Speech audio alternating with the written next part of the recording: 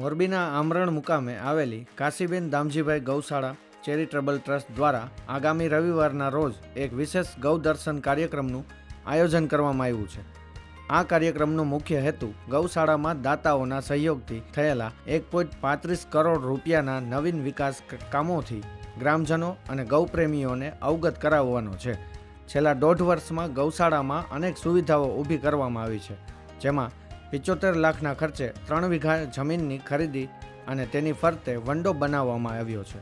આ ઉપરાંત ગૌમાતા માટે આરસીસી રોડ સાથેના 2 આધુનિક શેડ, 5 ખુલ્લા વંડા, ગમાણ અને પાણીના અવાડા તૈયાર કરવામાં આવ્યા છે.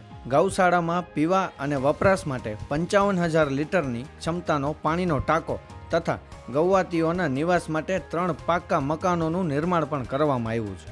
મહત્વની વાત એ છે કે આ તમામ કામો કોઈપણ ઉઘરાણા કે ફાળા વગર માત્ર સ્વૈચ્છિક દાનમાંથી જ પૂર્ણ કરવામાં આવ્યા છે.